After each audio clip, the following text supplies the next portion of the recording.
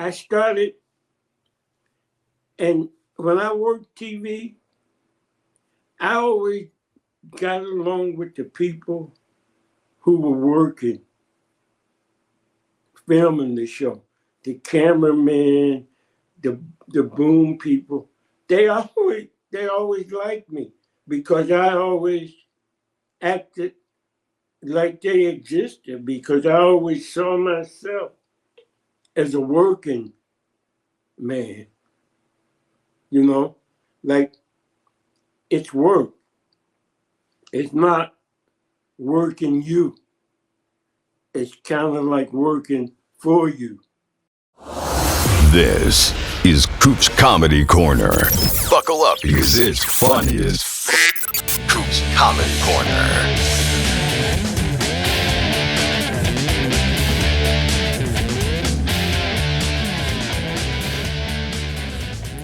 Welcome to Coop's Comedy Corner. I'm your host, Steve Cooper, and I got to tell you, we have a great show this week. Also, go to coopscomedycorner.com, and you can find all this great merchandise. Jimmy Corhan, the producer of the show, set up a shop for me, so you can find Cooper Talk merchandise, the Coop Tank merchandise, Coop's Comedy merchandise. We have shirts, we have mugs, we have doggy sweaters, we have hoodies, we have a bunch of stuff. And I got to tell you, my guest today, he was on my show, Cooper Talk, 12 years ago. I met him in LA. I met him online because he was on a lot of commercials, and he was a New York comic that I knew of. And he turns out he ended up becoming good friends with our mutual friend, the drummer from Dog Star, Rob Mailhouse, who always talks highly of him. And my guest is Mike Ivey. How you doing, Mike? Hey, good to see you, man. It's been a long time. I was thinking, you were on my show 12 years ago, and I think that's the last time I saw you in person. Isn't that crazy? Oh, my God. Yeah. I mean, just thinking that was 12 years ago. That was, wow, 2013? Yeah, because I remember we had both gone through some heart shit. And I still remember you told me the story. We had both gone through congestive heart failure, and we had to watch what we ate. And you told me a story how you ordered a pizza, and they delivered the wrong pizza. And you were so pissed off because you finally said, I'm going to break down and eat a pizza, and they screwed it up. Yeah. And I haven't ordered a pizza since. So I want to talk. What's it? No, I want to get one of those little pizza makers. Make my own, It looks so good. The little pizza oven for $99.99. You should get it. You should get the little pizza oven. I mean, you sit there right now. I got an air fryer. And do you have an air fryer? Yeah, my sister got me one. You like it? Yeah, I have one. I don't use it. I still use grease. So I want to talk to you. What was your path to getting to comedy? Because I remember seeing you on like Caroline's back in the day in the New York scene. But did you always want to do comedy, or what was your path to becoming a stand-up comic back all those years ago? Well, about in 1979, so 78 maybe, I always wanted to be a comic, but I didn't think you could do it. I grew up in Mississippi. I was living in Massachusetts. And I met Kevin Rooney. And Kevin Rooney says, your brother-in-law says you're funny, but everybody's got a funny brother-in-law. I said, yeah. He said, you're always at the parties, and the doors closed, and everybody's in a room listening to you while music is going on in another room. And I finally took the dare. Kevin Rooney had a show. And I went down and did stand-up one Tuesday night at the University of Massachusetts. And It was amazing. My first night, I was hooked. I got to do this now. Of course, I come back the second week and ate it, but that just made, you know, that just intrigued me You know what's more. funny? Yeah, Yeah. that happened to me too. I went the first time and I did great. And because we're young and we get on stage and we've never done it, and we think we're the best comic ever. Like I'm like, oh, I'm gonna be headlining in 2 weeks. Like, oh yeah, I'm Yeah. bulletproof, baby. Look at me. And then you come back the next week and you eat shit and you walk away with like your tail wagging between your legs. I didn't go back for like 3 weeks. And you don't realize that them saying this is his first time, makes a Right. difference. The audience is like giving you a little extra. But then I'm in Massachusetts. The second night, the Boston Bruins were in the playoffs, playing for the Stanley Cup. And the show can't start until the hockey game is over. And Boston lost. There was no way I was going to be funny that night. I mean, it really sucked. But I just had to figure out how could I be so good and then be so bad. That was what it was in my mind. And it started from there. And, I was always about writing, about doing my own thing. I didn't want to be anybody else. I knew that much when I started. And, I would write stuff that was very funny to me. But then, it was just the whole thing, figuring out what your character was and and how some things you can say aren't funny, even though somebody else could say them and they were, if you do it from the character. Some things don't fit. I mean, I've always been into it like that. And then me and Ken Ober had a show. We worked together at a place called the Comedy Crunch at the Hot Air Warren in Deerfield, Massachusetts, every Wednesday night. And I just got good, to be honest.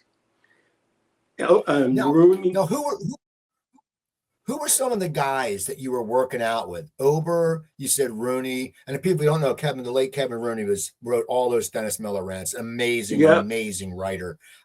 Amazing. But who were some of the other guys that were in the Boston scene at that time? And this was in Western Massachusetts. I did go to Boston, but Peter Tolan, Jay Charbonneau, Larry Sullivan, a bunch of guys that stayed in comedy for a while. Then Mike Sweeney and all those guys in Boston, Lenny Clark, all those guys were when I started. They were already So Boston, you're doing the Wednesday night. No, you're doing that Wednesday night. So where do you want to go from there? Or when do you sit there and say, I can make, did you say I can make this as a living, or what was your focus? We, Kenny Ober, we were always about just being comedians. We figured when we started like that, we figured, hey, we go to New York. We'll be at the Improv. We'll do all this stuff. Our show was great. The show was that good every Wednesday night. And a lot of times there were a lot of the same people. So we had to write a lot. That's how I became kind of prolific as a writer, is because I I hate doing the same thing all the time. So we just started, every week I got to come up with one new thing. And we just do like, and then one, Rooney says, hey, you got to come down to New York, then I'll get you an audition at the Improv. And we went in 1981, October. We go to the Improv, and I finally get on stage, and I'm walking off. I'm like, she didn't give me no time. All these other guys are getting like 10 minutes. She gave me like 3 minutes and then stopped flashing the light. I'm getting ready to walk back and say, what the fuck? And before I could open my mouth, she said, you were great. I love your writing. I love your character. When you move to New York, please hang out at the Improv. And that was it. A year later, moved to New York, September 1st, 1982. And started hanging around for nothing. I called it hanging for time. And when you finally get home, there's two people in the audience. Until you realize that making those people laugh just like it was 200 people, you weren't moving. You weren't going anywhere. I mean, that was when, when we started, when the time you were talking about, you saw me, you had to wait your turn. The guys that were like working, that were getting all the spots, the paid spots. And you were getting, hey, it's 12 o'clock. We can still sell some more drinks because these 5 people won't leave. But if you want to go on, go on. Nobody's listening. And finally, you realize what's going on and you just work like the room is full. And those 5 people start going up and saying to the owner, why's this guy going on so late? He's really funny. Then you start to move. I asked Silver once, I said, who do I have to kill to get on stage? And she laughed. And then I started getting spots. But that was 2 years. So when you started getting spots, the paid spots, you're hanging out. Now, once you start getting paid spots at the Improv, did you start going to other clubs? Because I would sure if you were an improv comic, it would probably give you some respect, at least through other comics, where they could recommend you to other clubs. Or what was your path after becoming an improv comic? Yeah, when you were an improv comic, it just means that you were regular and you didn't have to audition no more. You were just one of the people waiting your turn, right? And going to other clubs, sometimes it meant something. I was also a regular at Catch. Adrian Tosh saw me once and she said, why don't you come over to Catch? I'll get you on. And she got me, start getting me on that Catch. And so I could do a spot over there every now and then. And then the Comedy Cellar, Manny, you could do a spot. And then you just start, mostly Magic, Comedy U, some places that, got no audience. The audience is comics, stealing your material.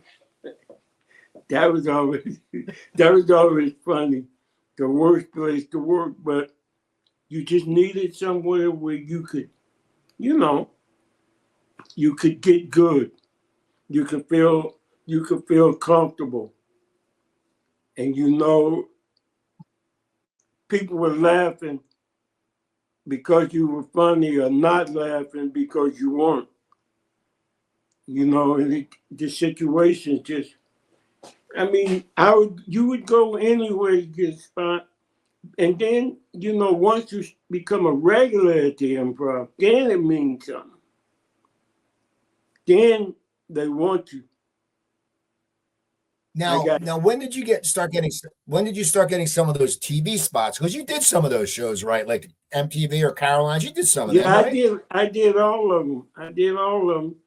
Like in the around 87, I wasn't just a regular. I was, I was a big regular. Somebody who, if you came to the Improv in New York on a weekend show, you were gonna see me. And then people started doing those shows like Bill Bard's Comedy Tonight with Richard Baker, who later became him and Messina. Rick Messina started managing and got Drew Carey and Kim Allen, all those guys. And then they got that's how you got on shows. They needed comics, but you had to be good. And you had to, well, I realized that working TV is totally different. It's not the same as working at a club. What you think is 5 minutes on TV could be like 3 minutes, 2.5. It goes so fast. The time goes so fast that I was always preparing just to have 5 minutes of jokes if nobody laughed. I wasn't counting the laughter in. So if you get a 20-second applause break, that's 20 seconds off your 5 minutes. you know? And so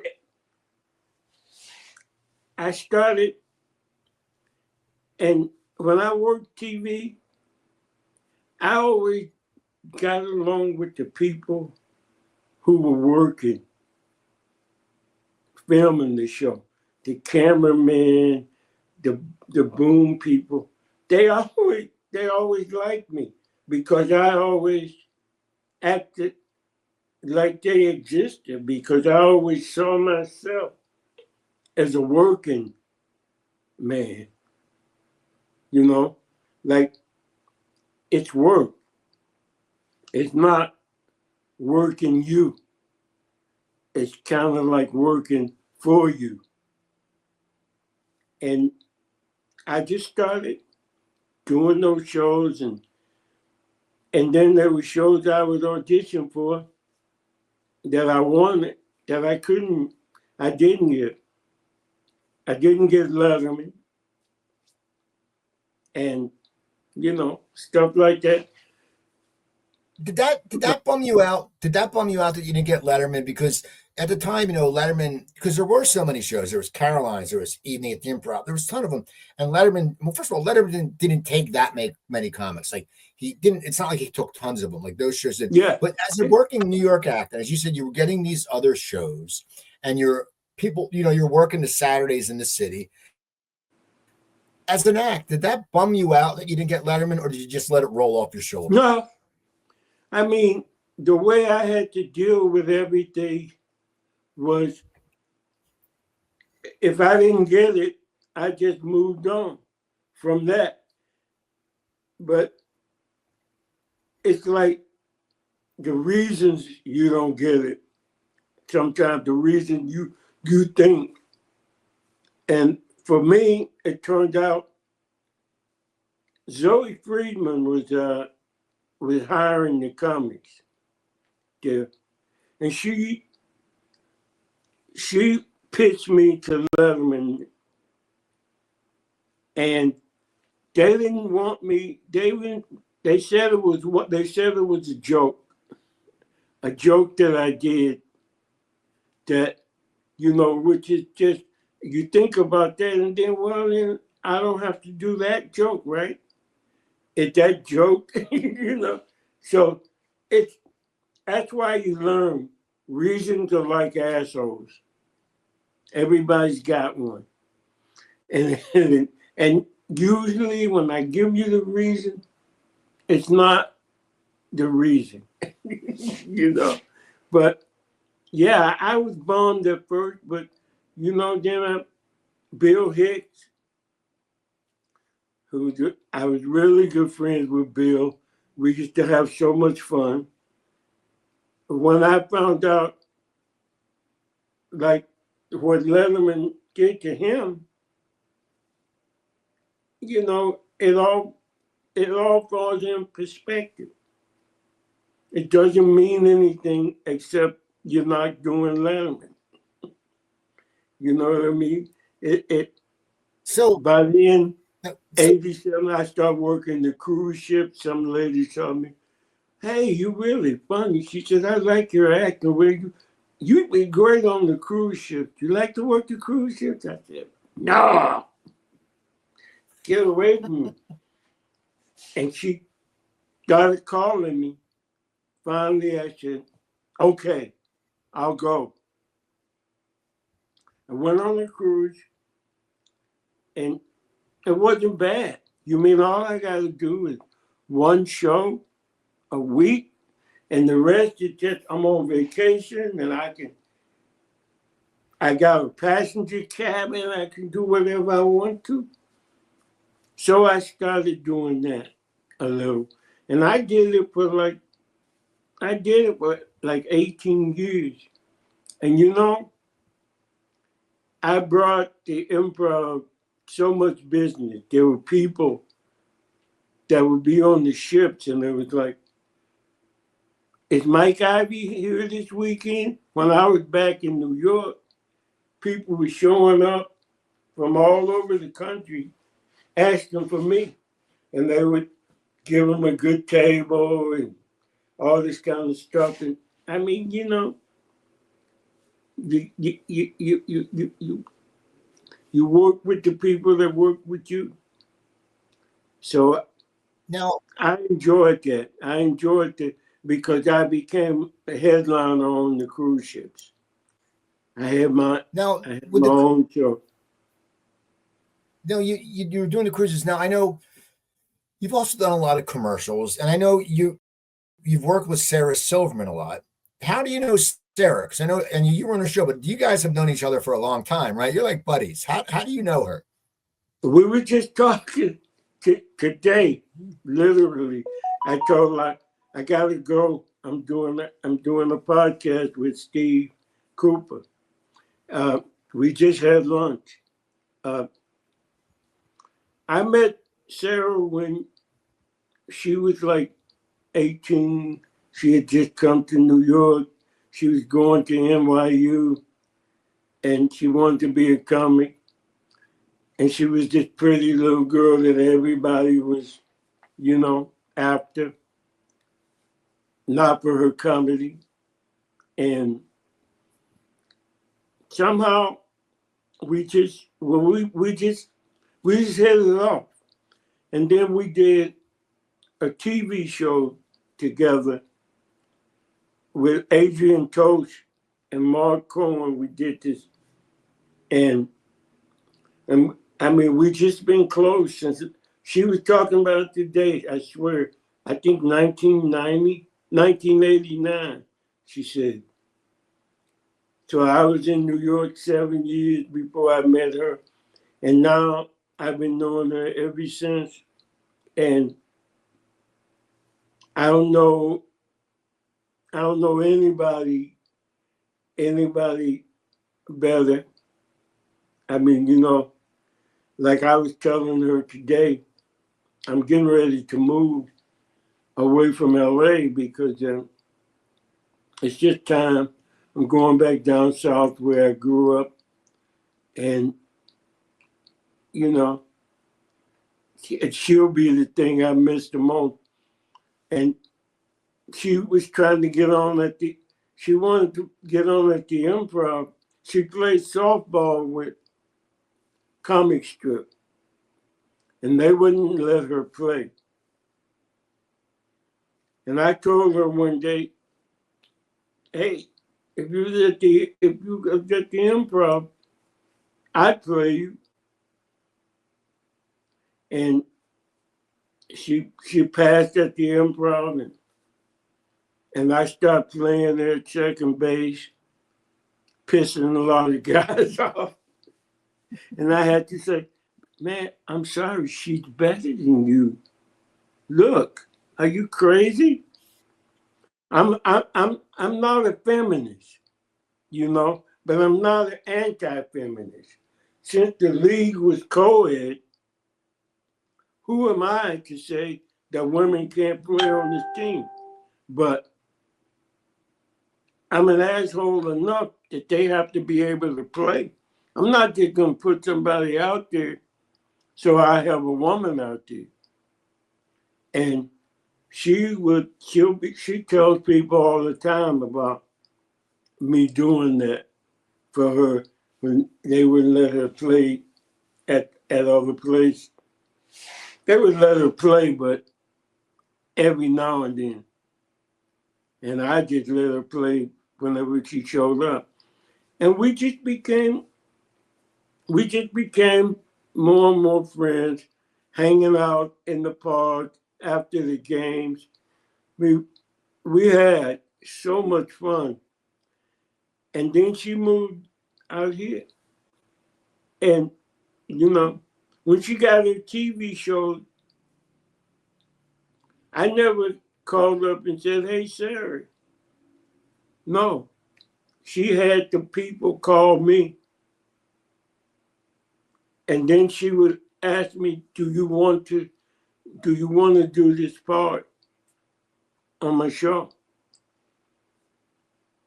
And she tells me like all the time, like she loves my acting. It ain't just, it's not a joke. And she feels like I'm some kind of good luck charm for her on her shows. So I've done that, She gets a show. When did you decide to move to LA?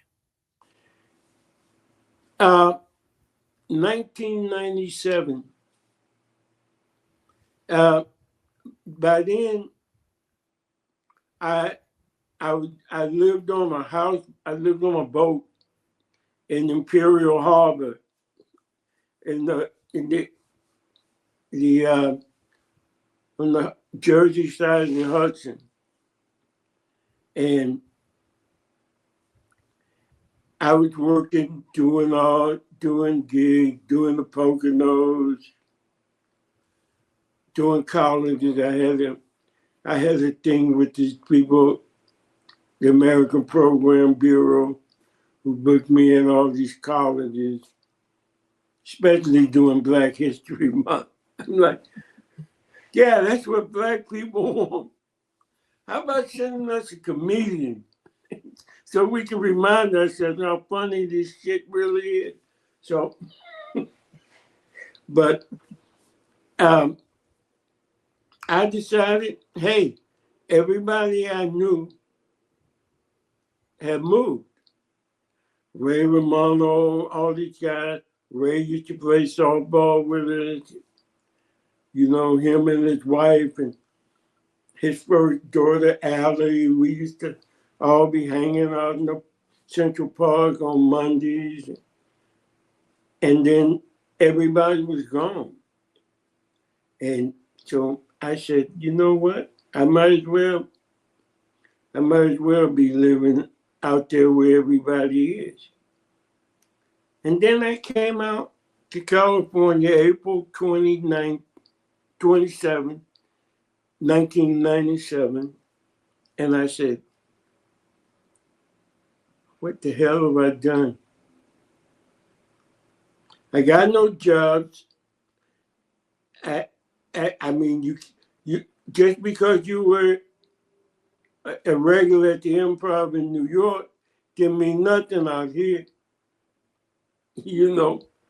And over at Laugh Factory, Jamie Masada had told me, you know, how good I was and how I moved to LA. And then I moved to LA and he acted like he had never seen me before. So I was out here a couple of weeks and then I said, might as well go back to the ships. They're calling all the time.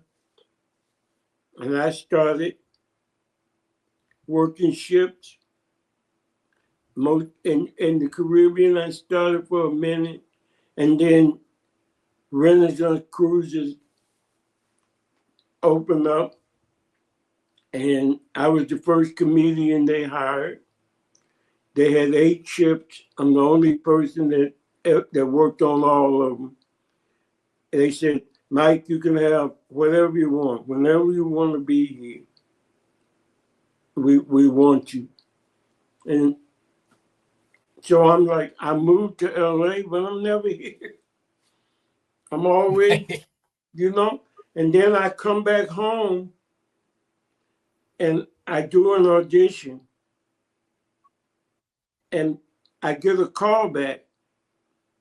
By the time the call back comes, I'm back in Europe on another ship. And I didn't know that this was what really killed my commercial thing when I first got here. I had a manager that was managing me. So they would actually call her for my auditions, you know, and she would call me and tell me to go. I had got an agent. I auditioned for like 8 people. 7 of them wanted to hire me. And I chose one who kept me until she just said, we have to let you go because you're not here. You know, we called and my manager was telling them all kinds of things I ain't know nothing about. His aunt died. Again? You know, he had to go to San Francisco to fill in for somebody. He'll be back next week. And then they called next week and she tells them something else and they, you know.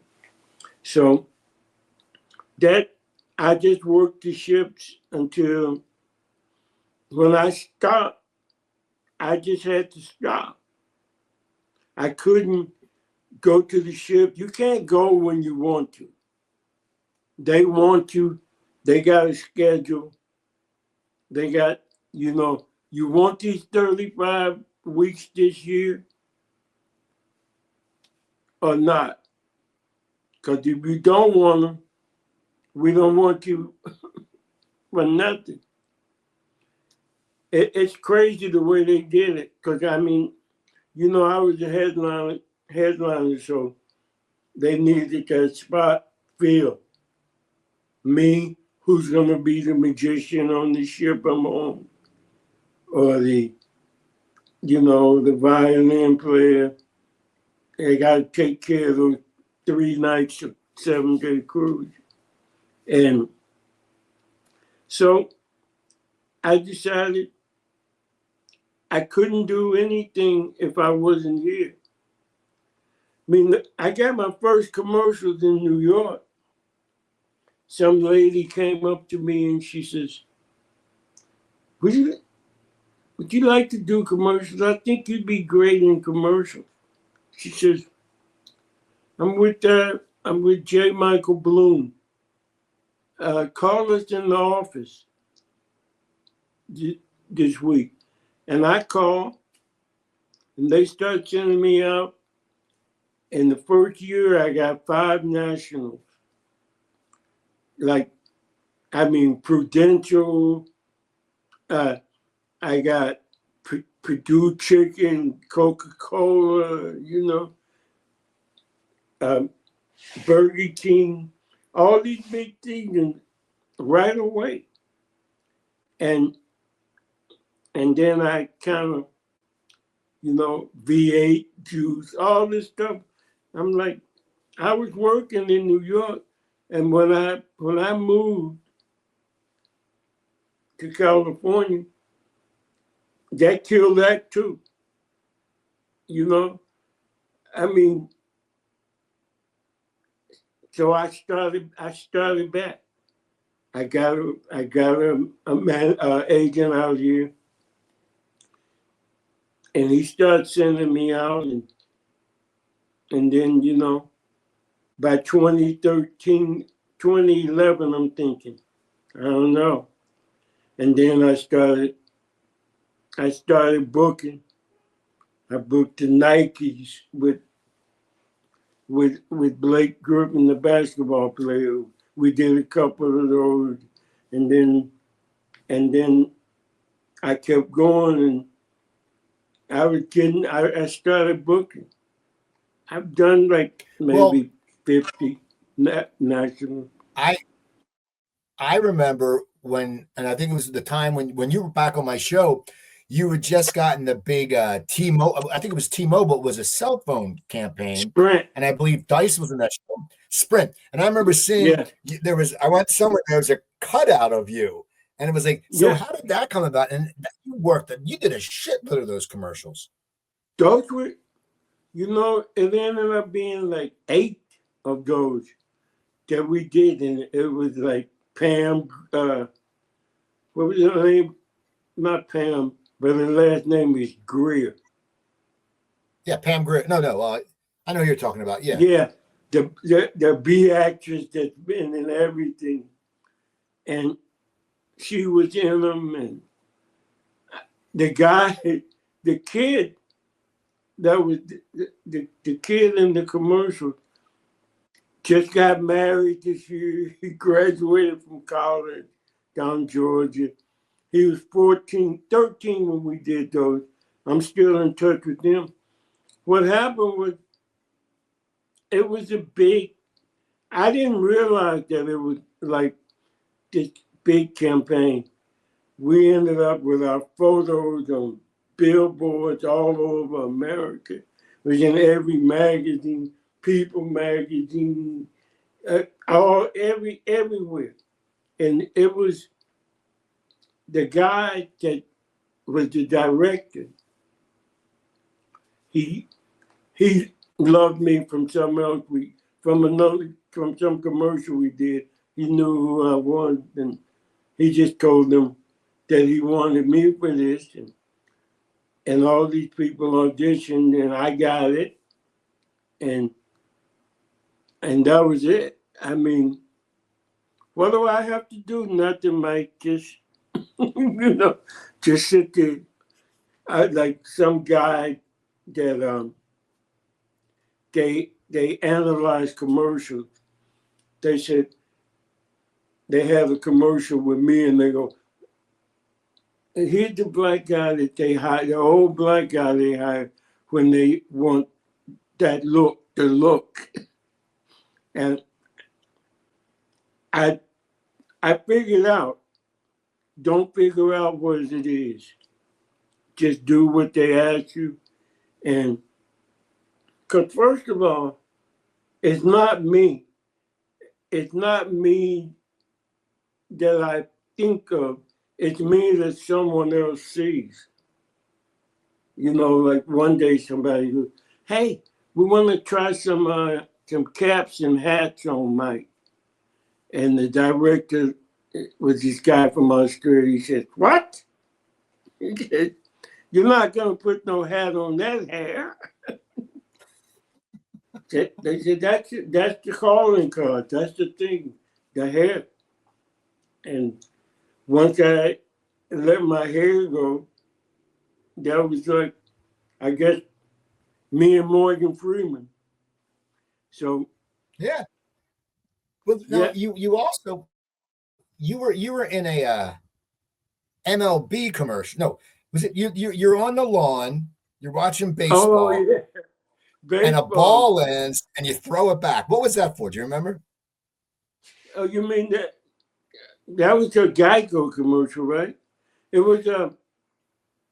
Was it the one about the Nationals and the Mets? Yeah, that one. Yeah, that was Geico. And like the funny thing about that commercial is they said, Mike, do you mind if we put your name on the truck, Ivy Landscaping?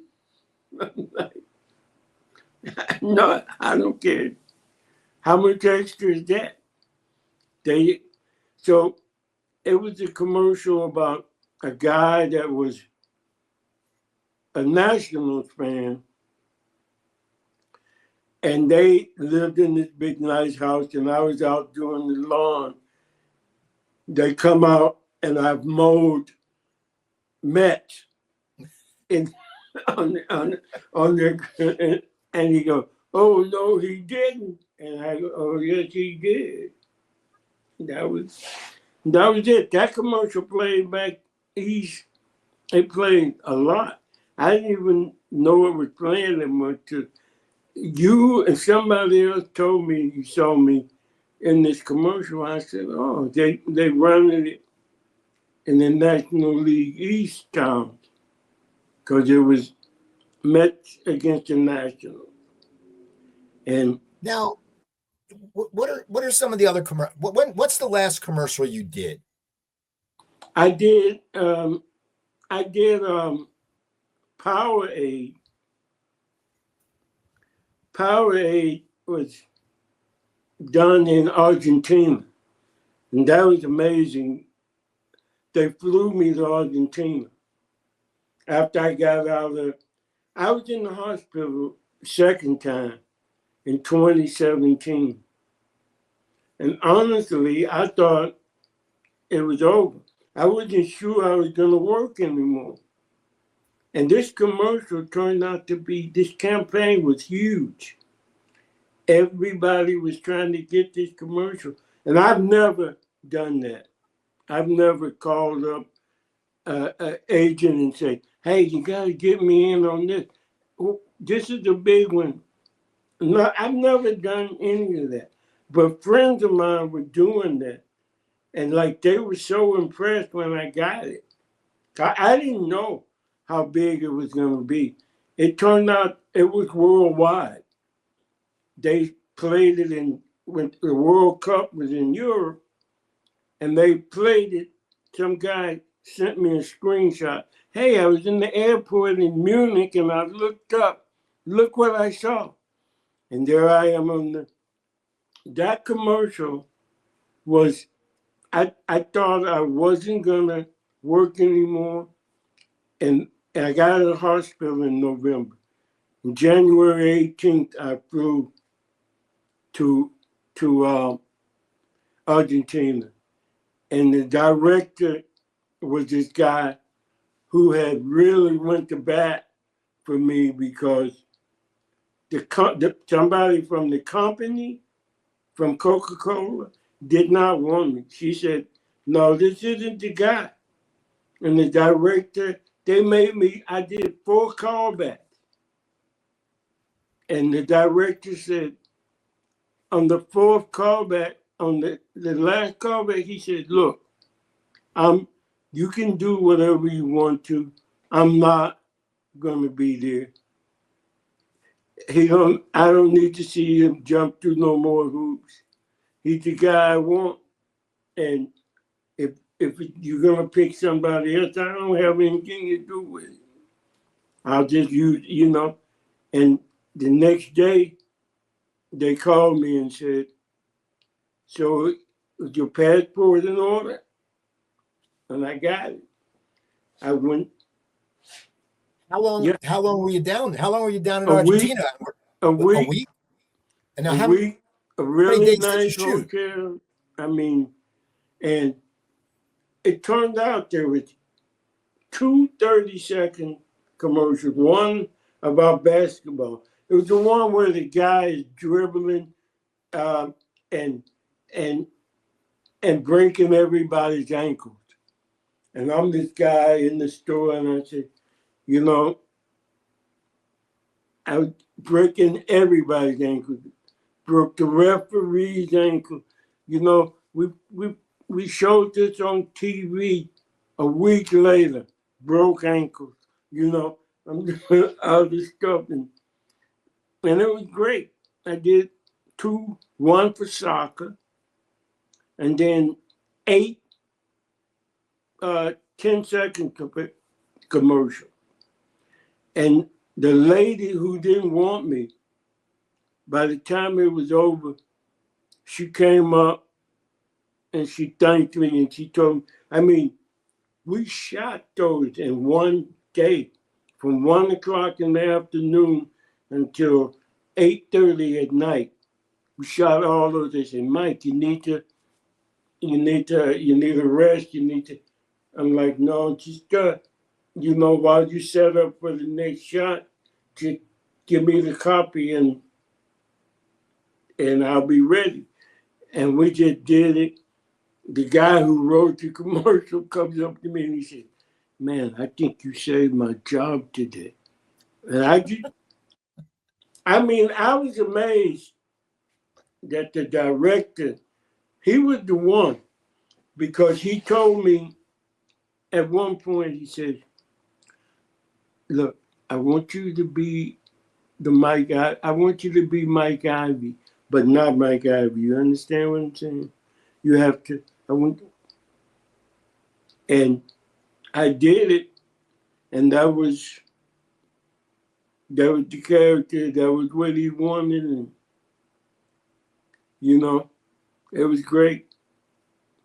It was the prop for me, the proudest thing, It wasn't just that. Yeah. You were doing these commercials. Now you said you're when are you leaving LA? Because I didn't know you were leaving LA. What made you what are you going to miss? The commercial? Yeah. I'm not quitting. I'm just moving down south. I know, I don't know if you know, I had a cancer bout in 2023. I'm walking into an audition, and in the elevator, on the way up to the second floor, my heart device goes off. And then coming out of the elevator, it goes off again. It went off like 4 times. I was sitting up against the wall. I thought it was over. For real. The girl came out and holding my hand. She said I was going to be all right. And she was right. And they put me in the car. I called Sarah to come get me. And I ended up in the hospital, and there was nothing wrong with my heart. Turns out I was diagnosed with multiple myeloma. And, and I had some tumors, and they did, chemo out. They got them all. And 2 weeks ago, on the 18th of June, I was told by my doctor that I'm clear, that no more cancer, no myeloma protein in my blood. So, I'm blessed. I'm happy. Just living in LA now, it's gotten to the point where, it's really, really expensive. And, I just decided, even if I don't do any more commercials, which I doubt, I'm pretty sure I will. I'll just, I'll be living somewhere where my retirement and stuff, I can maintain my style of living. I don't have to, you know what I mean? It's true that this is the most ridiculously expensive place to live. It's just, you know, don't you find going back to Philly helped in a lot of ways like that? Now I'll tell you, like for us, I mean, our mortgage, okay, not rent, our mortgage is half of what my rent was in LA when I left. And now it's 1/3 because my mortgage in LA, I mean, my apartment, the townhouse I lived in, someone told me how much it was more. It does change it. That's what sucks. LA has got so expensive. And Yeah. like as a, I know a guy who was a regular on a TV show, and he said, even then, he goes, it's not like it used to be. No. If they always say if you make six figures in LA, it's anywhere else you're doing good. In LA, it's like you're living like under middle class on six figures. I mean, because rents, it's amazing. So it's funny that you said you were moving, because I saw on your Facebook you've been going out for lunch with a lot of people, and I did the same thing when I was leaving. I was meeting friends at this bar I used to go to and have a drink with them, and I was like, and in my mind I'm thinking, I bet he's leaving. It's like the farewell tour. I think we all do that. I'm sorry. The other thing is that the people been taking me out. So I was in assisted living for almost a year. So it's like, that's the interesting thing about getting sick. People, especially when they hear the big C word, everybody starts getting ready for you to die. I mean, it's crazy. It's like easier for them to do that than to, like, I told people from the beginning, look, God's got me, man. I'm telling you right now, God's gonna deliver me from this.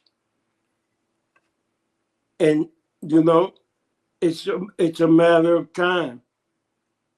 My faith never wavered, still hasn't, and I know that that's the reason that I'm still here. And I knew that I was gonna be here because I got the word from him. I didn't get, hey, you better get your stuff in order. On this side.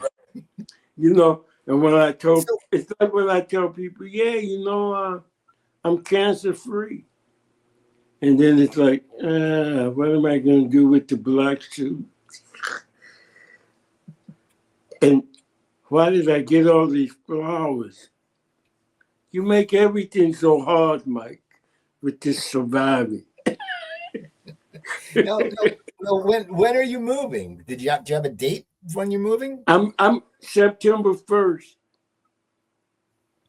September 1st, I'm giving up my apartment. I have a family reunion in Mississippi, the 25th and 26th. I'm going down there, and then I'm coming back and get out, give my notice, and I'll get that. I'll get that all straight. I got somewhere to live down there while I look around for my perfect place.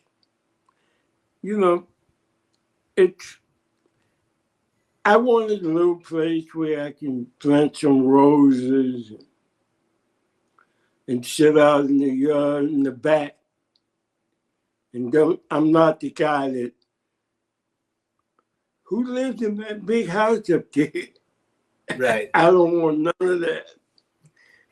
I just sit in the backyard and say, well, Cooper said he was going to come down here and visit me on the way to New Orleans. And hey, come down here. I'll go to New Orleans with you. Exactly.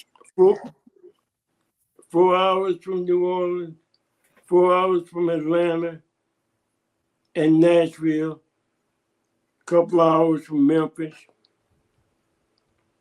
And then so I'll be fine. And maybe I'll finally do the cookbook thing. Yeah. I'm really into. That's the other thing we have in common. Like to make a good meal. And sometimes not even to eat, just for the art of it, the beauty of doing it. I know I like to make a good cheap meal. I like to make a cheap good meal. I want to say I'm going to spend this much. And that's the funny thing is, because I was telling someone, because I go to this one place, Sprouts, because I used to go to one in LA and then one opened around here. And I'll walk through there when I'm driving by, and I got to know the butchers. And the lady comes up, she goes, "Oh, we got 3 of these left, these ribeyes. You have to get rid of them. You can throw them in your freezer." And I got them for like $3 for a 12-ounce ribeye. I'm like, well, damn. I said, I got to get them. But I love that kind of deal. Oh, yeah. I love that.